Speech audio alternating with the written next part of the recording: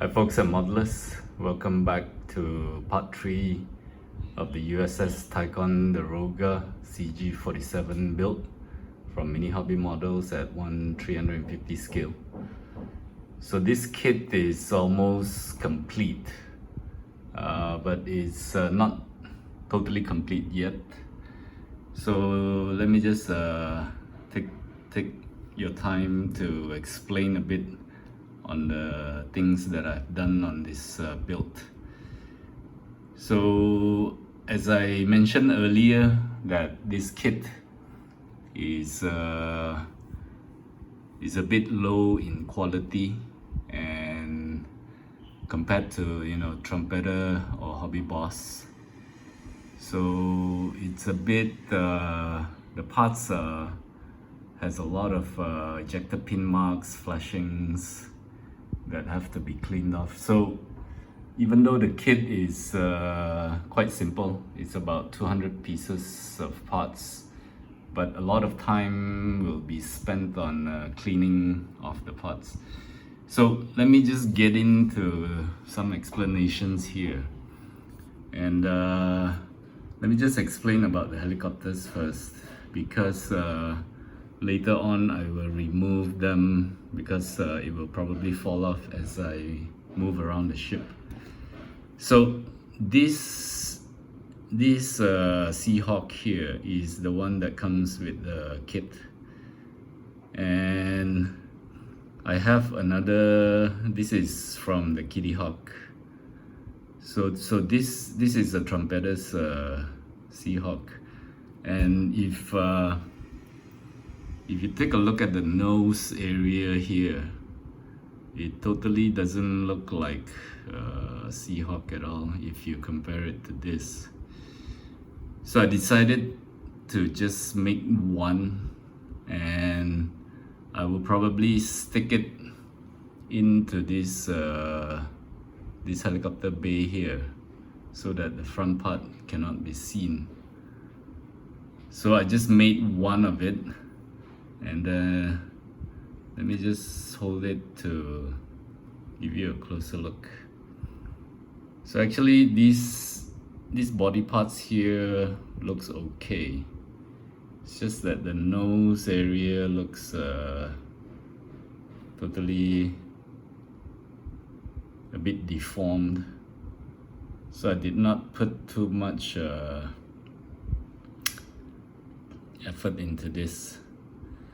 And also I did mention in my previous video saying that I was going to use the photo edge, the blades from the Zumwalt kit, but I decided not to waste it, and I found this from the LHD one, some extras, so I'm using this instead of the kit's folded blade, which is actually this.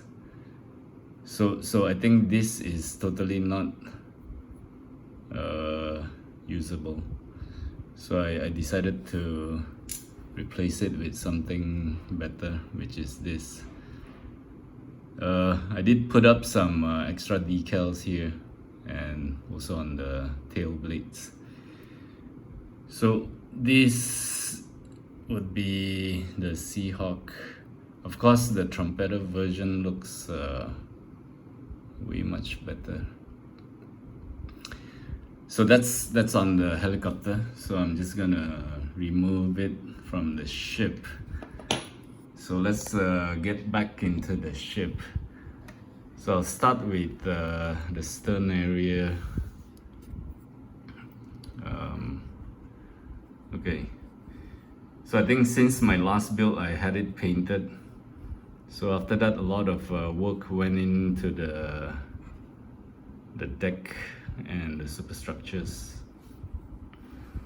So for this kit, the extra things that I've done is added all these railings, which is leftovers from other kits. So this will be the back here, and also added these this staircase. I believe this staircase is supposed to be over around this area here. So I will probably make some adjustments later. Okay, so that's the back area. And these decals that you can see here for the circle, these are in 4 pieces, and it was extremely difficult to get it in a circle shape, but I think, yeah, I tried to do my best. But the decals on this kit was not bad. Probably it's because it's new, and what I mean by new is it's manufactured in 2020, this kit. And also on these helipad areas, I have added these nettings, and these nettings are from the Udeloy class ship. It's probably not the same for this Ticonderoga, but at least it is a netting. And then moving on to the superstructure areas. So this superstructure has a lot of railings. So in fact, the railings, I've used up the railings, and the reason why it's not completed, it's only almost completed, is because I don't have railings for the entire deck area here until the front and also on the other side. So that is the only railings left to do, and the rest of the ship is I would say it's completed. So okay, so back to the superstructure. All these railings are additional things that I've done. Even on this thing here, I believe this is a light, so I've added the railings and also some photo edge on this light areas. And then now moving on to, okay, so there is a boat here. So this boat, the boat cranes were really thick. In fact, I've shaved off so much plastic to make it look thinner. And then so on the mast itself also there are railings. So that's those additional things that I've added on this ship. And also this, I don't know what you call this, actually this is just railings, and I've cut off the railings in between this so that it looks like a square. And also on this radar here, in my previous video I mentioned that I used the piece from the Kitty Hawk kit, since the Kitty Hawk kit is using a photo edge. So this is the piece that was given from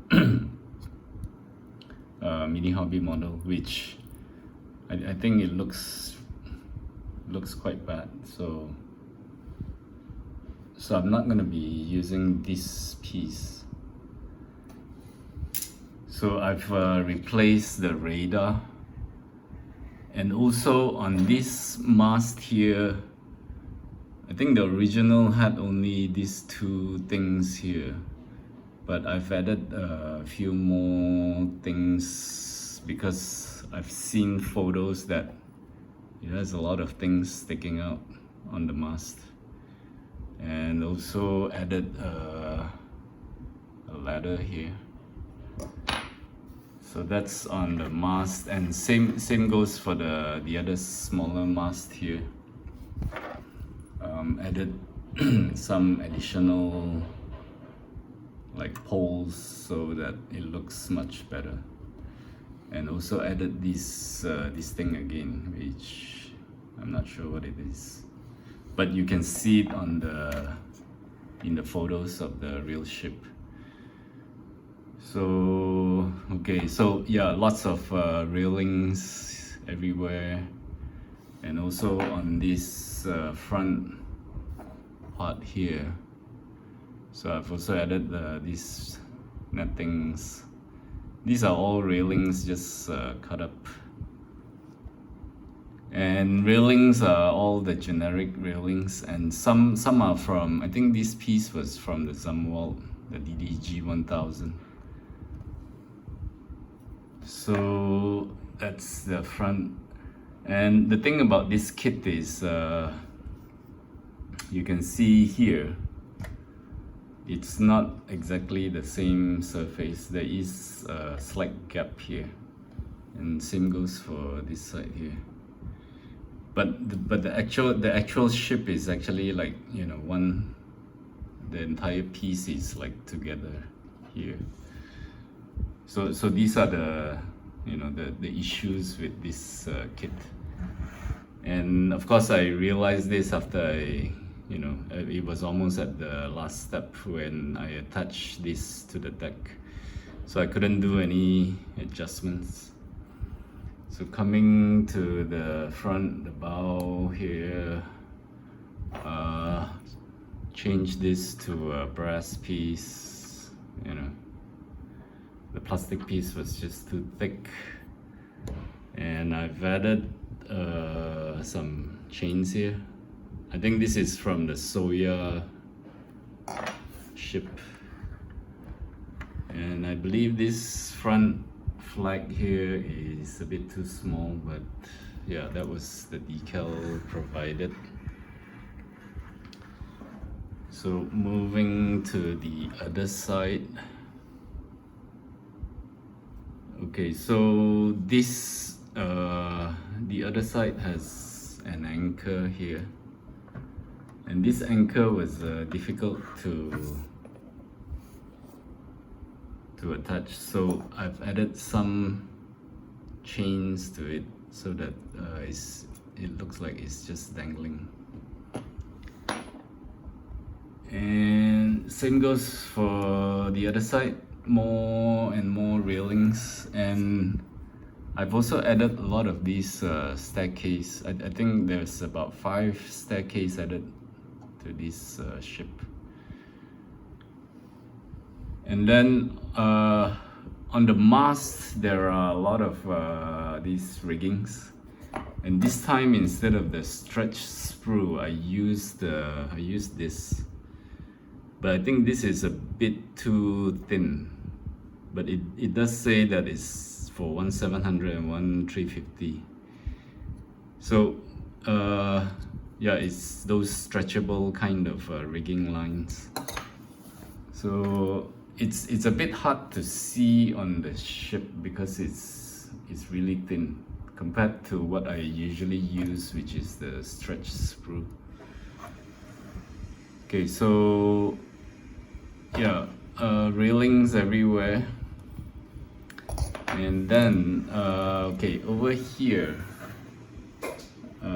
this boat here, I have replaced it. Also, this is also some extra from the Kitty Hawk ship, because the boat that was given in from the kit just looks like that, and it has nothing here. Yeah, I think it's just not so realistic, so I have replaced that. I think this definitely looks much better, and I've added this bar here, and also some hooks, some photo etch hooks from some other kits. So okay, on the real ship, this thing here doesn't have a railing, but they do have something for them to, you know, put their harness hooked up so that they don't fall off from here. But I did add these railings, and then I saw the photos, but I just left this here. And also, okay, I've added all these pillars because in the photo of the real ship there are pillars on these areas. So I'm not sure why most kits, even trumpeter kits, don't provide these parts. I noticed even when I was doing the Udaloi Admiral Penteleif, there are pillars on this kind of deck, below the deck, but it doesn't come with the kit. So I've added pillars there, and okay, so yeah, those are I think the extra things which I have done on this kit. And for the stand here, I've just it doesn't come with any decals, so I cut this out from the box and I just stick it. So this is actually just paper. And also, okay, before I forget, on this front part here, so this part is black, and I found it too difficult to mask it. So actually this is decal, some decal I found left over, so it fits like that. I believe it's supposed to be something like a rubber on the real ship. So for weathering, I've done a bit of a rusty kind of weathering, and then put some this kind of shading lines to show like the tin canning effect, and then rotor blades. But of course, this area is totally wrong. I know that, but that's how the kit is because it's a motorized kit. And yeah, so for this helipad here, I think I did quite a heavy weathering because there was a lot of when I painted the white lines, there was a lot of smearings. So okay, this is, I think, mainly on the ship. So I've already placed a purchase for the generic railings, more generic railings. So once I get it, I will just put the entire railing up here, and then hopefully once I get it really completed, I will just show another short video. Probably I won't explain so much since I'm doing it now. So one thing about this ship, there's a lot of these these are decals. There's a lot of this E alphabet on everywhere. There's another one there, and it's on all these radars here. I think there's an E there, if you can see, but I'm not sure what that E stands for. And there's supposed to be E on this missile launcher, but I think I lost the decals. So yeah, that's it on the ship. The superstructure was very difficult to attach to the deck. When I touched it, it was actually floating at this area, the middle area. Probably the deck is not flat. And on the other side, I had to add a little bit of plastic cards because it was floating really bad at this, I think it was at this area here. And then I super glued it so that it will stick. The normal cement didn't really work. So I think there are these frostings, but I tried to cover up with a lot of rust weathering. So sometimes I think, you know, natural, I don't know, this kind of even this frosting looks okay, you know, it doesn't look that bad. Okay, so enough talking. I'm gonna do a comparison now. So let me just move my camera to the other side where I have prepared the Zamwalt and Udalai class. And I think these two ships are good for comparison because it's almost the same size with the Ticonderoga. So from the front, it's gonna look like that. And for the, I think for the size, I hope I get all this correct here. So from the top, you will see that the Ticonderoga is, I think, maybe the longest. But for the beam wise, it's quite narrow. I think even narrower than the Udalai class. And the Zamwalt is probably the widest. So that's the comparison of size. And I think for these two ships here, they, you know, since these two are the 70s ship, it has a lot of things going on in the, you know, the mast, a lot of riggings, antennas, compared to a, you know, a modern ship that doesn't have much things. So that's it for this almost completed kit build update. So I think after this, while waiting for the railings, I will probably move on to other kits because I don't think the railings will arrive anytime soon. So the verdict on this mini hobby models USS Ticonderoga, I really enjoyed it. You know, for such a cheap kit, $14 US.